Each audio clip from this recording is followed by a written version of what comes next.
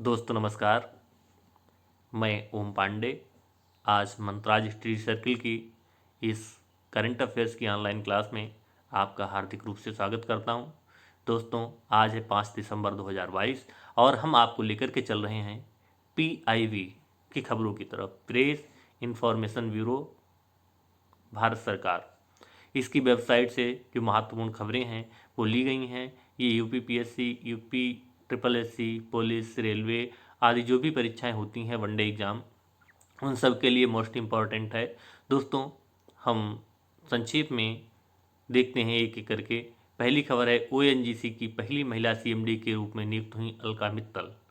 दोस्तों ये अलका मित्तल ONGC के महिला प्रमुख के रूप में CMD नियुक्त हुई हैं। इन्होंने सुभाष कुमार की जगह ली है। किसकी जगह ली है? सुभाष कुमार की जगह ली है। और ये निशी वासुदेव के बाद दूसरी तेल कंपनी की अध्यक्षता करने वाली महिला बनी हैं। निशी वासुदेव जो हैं वो हिंदुस्तान पेट्रोलियम की थी और ये अलका मित्तल जो हैं ये ONGC की बनी हैं। ONGC का मुख्यालय नई दिल्ली में है। नेक्स्ट खबर है दोस्तों, भारतीय रिजर्व बैंक ने जारी की ऑफलाइन डिजिटल भुगतान की रूपरेखा। आइए जानते हैं दोस्तों, भारतीय रिजर्व बैंक ने कार्ड, वॉलेट और मोबाइल उपकरणों का उपयोग करके ऑफलाइन मोड में छोटे मूल्य के डिजिटल भुगतान को सक्षम बनाने के लिए एक रूपरेखा जारी की है। नए नियमों के अनुसार भुगतान प्रणाली ऑपरेटर केवल आमने सामने मोड में, यानी जब दोनों आमने सामने हों, ऑफलाइन भुगतान की अनुमति दे सकेंगे। ऐसे भुगतान जो इंटरनेट या दूरसंचार नेटवर्क के उपयोग के बिना होंगे उनकी सीमा 200 रुपये तक होगी। नेक्स्ट खबर है दोस्तों, प्रधानमंत्री मोदी ने किया इम्फाल मणिपुर में कई विकास परियोजनाओं का उद्घाटन। दोस्तों 4 जनवरी 2022 को इम्फाल में 1850 करोड़ रुपए की 13 परियोजनाओं का उद्घाटन किया गया और लगभग 2950 करोड़ की 9 परियोजनाओं की आधारशिला रखी। प्रधानमंत्री ने 280 करोड़ रुपए की थौबल बहुउद्देशीय परियोजना की जल संचरण प्रणाली का भी उद्घाटन किया जो इम्फाल शहर को पेयजल आपूर्ति प्रदान करेगी। दोस्तों उन्होंने बराक नदी पर बने स्टील ब्रिज का उद्घाटन भी किया। नेक्स्ट खबर है, BP नायडू ने किया महात्मा गांधी विश्वविद्यालय में डॉक्टर अंबेडकर की प्रतिमा का अनावरण। उपराष्ट्रपति वेंकैया नायडू ने डॉक्टर अंबेडकर की एक प्रतिमा का अनावरण किया और इसी महात्मा गांधी अंतर्राष्ट्रीय हिंदी विश्वविद्यालय वर्धा में अटल बिहारी वाजपेयी भवन और चंद्रशेखर आज़ाद छात्रावास का भी उद्घाटन किया। दोस्तों 4 जनवरी 2022 को हमारे उपराष्ट्रपति विश्वविद्यालय के रजत जयंती समारोह में संबोधन दे रहे थे। उन्होंने कहा कि नई शिक्षा नीति मातृभाषा के संदर्भ में महात्मा गांधी की नई तालीम का अनुसरण करती है। नेक्स्ट खबर है दोस्तों, इस साल शिखर सम्मेलन की मेजबानी करने के लिए जर्मनी ने संभाली G7 की अध्यक्षता। दोस्तों ये 2022 में जो G7 सम्मेलन होगा उसकी अध्यक्षता करेगा जर्मनी। दोस्तों 1 जनवरी 2022 को जर्मनी ने G7 प्रेसिडेंसी का पदभार ग्रहण किया। G7 शिखर सम्मेलन 26 से 28 जून 2022 तक बवेरियन एल्प्स में आयोजित किया जाएगा। जर्मनी के बवेरियन एल्प्स में आयोजित किया जाएगा। G7 या ग्रुप ऑफ 7 में कौन कौन देश शामिल हैं? दोस्तों America, Canada, Japan, France, United kingdom, Italy और जर्मनी। जून 2021 के शिखर सम्मेलन में G7 नेताओं ने 2.3 बिलियन वैक्सीन खुराक वितरित करने पर सहमति व्यक्त की। कोवैक्सीन टीकाकरण गठबंधन में जर्मनी दूसरा सबसे बड़ा दाता है। दोस्तों नेक्स्ट खबर है, सर्बानंद सोनोवाल ने किया हैदराबाद में योग अकादमी का उद्घाटन। केंद्रीय आयुष मंत्री सर्बानंद सोनोवाल ने 4 जनवरी 2022 को हैदराबाद में हार्टफुलनेस इंटरनेशनल योगा अकादमी का आधारशिला रखी। अकादमी एक छात्रावास के साथ आयुर्वेद परामर्श, मालिश और चिकित्सीय उपचार प्रदान करती है। दोस्तों नेक्स्ट सुर्खी है, अभ्यास मिलान 2022 46 देशों की मेजबानी करेगी भारतीय नौसेना। दोस्तों ये अभ्यास मिलान क्या है जानते हैं इसके बारे में।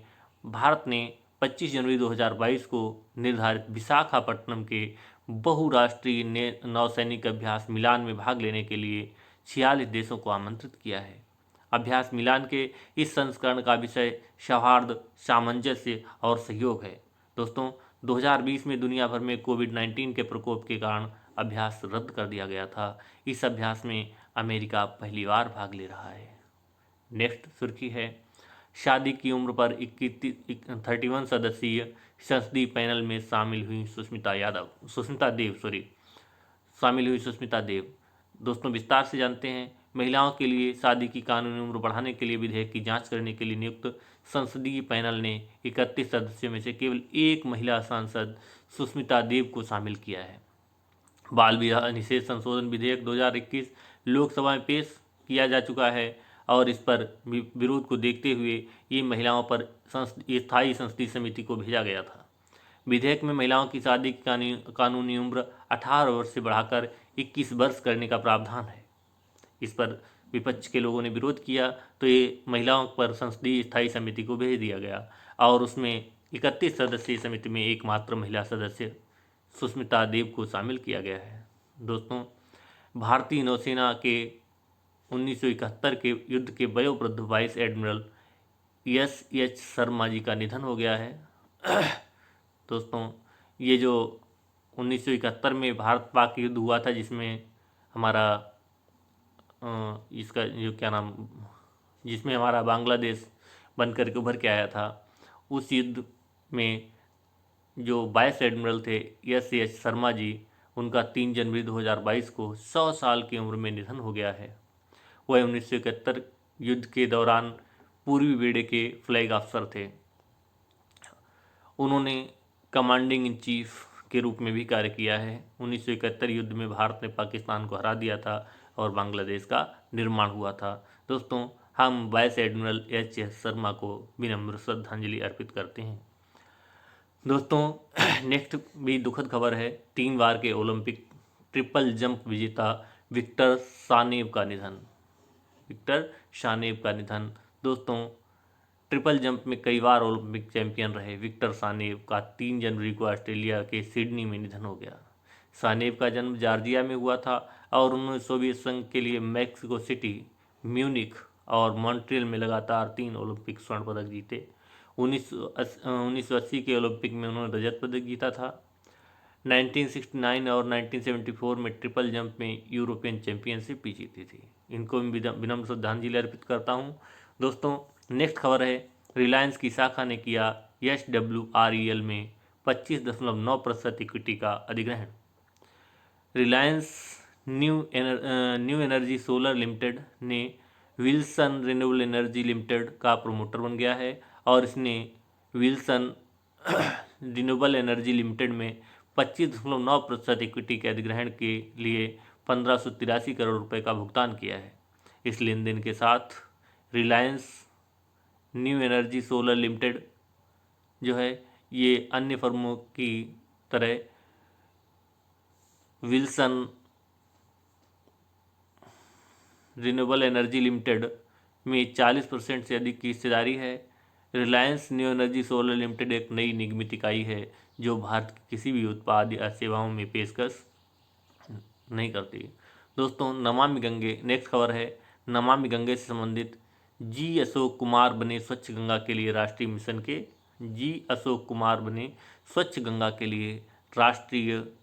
मिशन के महानिदेशक।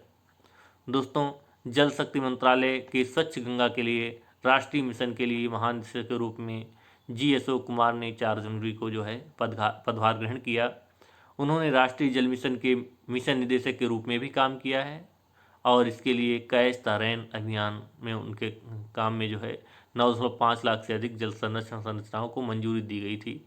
दोस्तों नेक्स्ट सुर्खी है, इंडियन स्कूल ऑफ बिजनेस और झारखंड सरकार मिलकर के वन अर्थव्यवस्था को विकसित करने के लिए काम करेंगे। झारखंड सरकार ने राज्य की वन अर्थव्यवस्था को सशक्त बनाने के लिए इंडियन स्कूल ऑफ बिजनेस के साथ सहयोग किया है। दोस्तों नेक्स्ट खबर के रूप में हम पढ़ते हैं, भारत ने हासिल की 37 बिलियन USD का अब तक का सबसे अधिक मासिक निर्यात।